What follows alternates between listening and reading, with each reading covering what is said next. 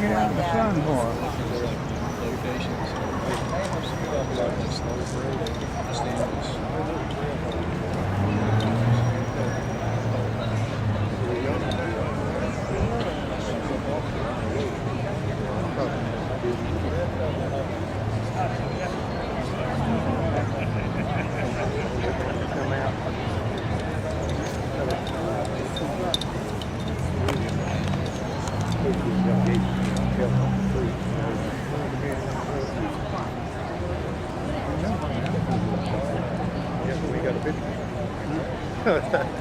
We don't have a picture of it.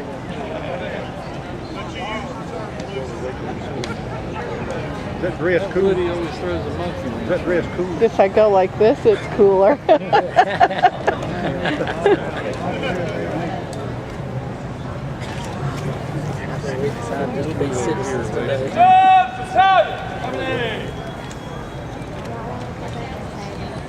Just a minute, Virginia. Gentlemen, we have General Steph here today to give you a few words. Gentlemen, it would seem that the hour has arrived. Many of us have prior service not looking at this celebration. Many of us have not. Eager to face the fray. Need all that eagerness that you have in your heart today. What lies ahead of you. God go with each one of you. God bless the old today. We are now awaiting the signal. Delegates met at 11 o'clock this morning to decide our fate. Waiting that signal, so keep your eyes peeled, gentlemen.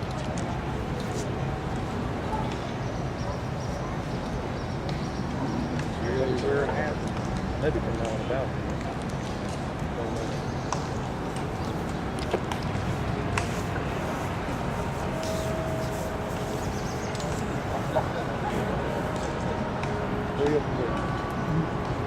Three of them week. And we're down 3 of them week. Here they come.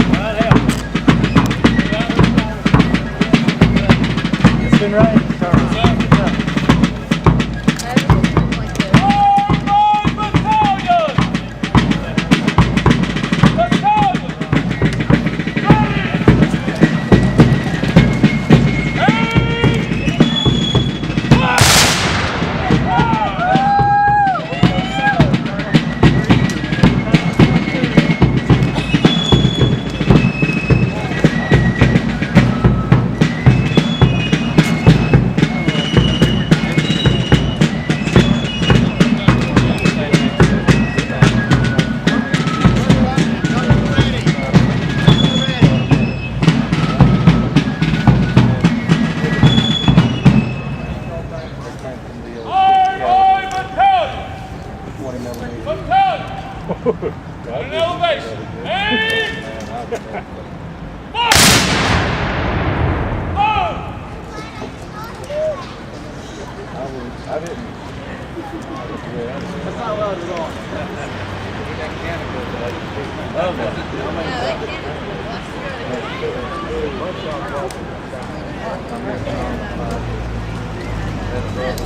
There's Danny Watley right over there.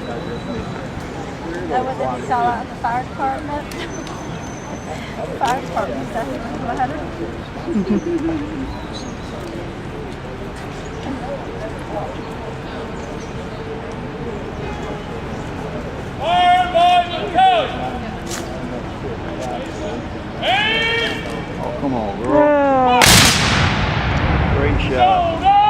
I know, really. Forward. Face by the front rear range. Belt, face. Thank you for everyone and everybody else that's been. Face, chest. Ladies and gentlemen, have meeting permission to Lieutenant Colonel Christopher Roberts to say a few words. Mr. Roberts.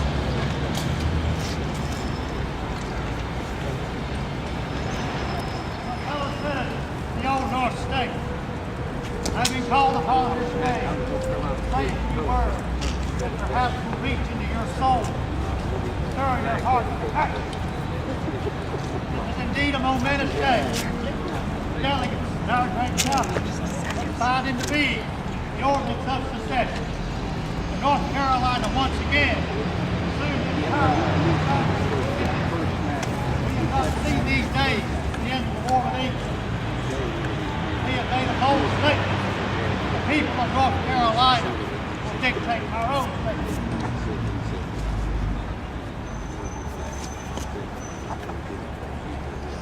Those of you that have seen me speak in recent months may be surprised to see me in this uniform saying these words today. For quite some time, myself and many others in positions of leadership have seen fit to try to do our best to preserve the old Union. We did not see the wind of secession many of our sister states of the South had embraced. When I was a boy, I would sit and listen to my grandfather tell the days of the Revolution. And my imagination still stirred at the names such as Calhoun, King County, Guilford Courthouse, Yorktown, and many others. He told me of his decision to leave his home to defend his family by meeting the enemy in the field, far away from those that he held dear. He made sure that I understood of the tremendous sacrifice that some those men endured to bring forth the Union that we enjoyed. I never forgot those days. So for recent months, I saw fit to do best to preserve that Union. To hopefully by time, we will call for restraint, calm, patience, and perhaps through some sort of reason to extinguish the flames of war. In that effort, we entrusted that President Lincoln and his administration would support us in our efforts to extinguish those flames. But that trust was betrayed. This president has made it blatantly clear that peace is not what he desires. Instead of extinguishing these flames, he has fanned the flames of war. And what did he do to betray our trust? While we remained a state in the United States, the president ordered warships of the United States Navy to take position off of our coast. As we stand here today, warships of that Navy will halt, search, and seize any ship entering or leaving a North Carolina port. This was done while we remained the loyal state of the Union, and that is an act of war. Now make no mistake, this president has gone even further. As we stand here at this moment, he is amassing an army of invasion. This army is assembling beyond the borders of northern Virginia. When it is ready, it will move south to strike, as he calls it, at the heart of the rebellion.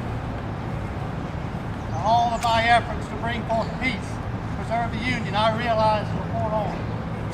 I will not stand idly by and have this president ask me to take up arms against friends and family in my sister states. He would sooner see you at the point of a bayonet than allow you to peacefully separate. I realize that I am not naive to the true nature of war. Years ago, when the call was given for North Carolina's sons to answer, I answered the call in the war with Mexico. With many other sons from the old North State, I journeyed into the heart of Mexico, to Saca de la Palma, and the walls of Chapultepec. I still carry scars of that war, not only on my body, but in my soul. And I hope against all hope that I will go to my grave never having to see the face of war again, as did many other North Carolinians. We did not ask for this war. It was born upon us. And I will step forward again when the call is given. I will beat my sword. I'll beat my plowshare back into the sword. And together, we can form an army in the South where our brother's already in the field. And together, we form that army. Perhaps, just perhaps, President Lincoln and his generals, when they gaze across the battlefield and see our army arrayed before them, they will lay down their sword, think twice about their actions. And I'll tell you here and now, if we do not lay down that sword, and that army of invasion dares to set one foot on Southern soil, it will meet fire and storm the likes of which that nothing but Almighty God can surpass. Men of North Carolina, the call is given to arms. To arms! Battalion, soldier, arms. Present, arms.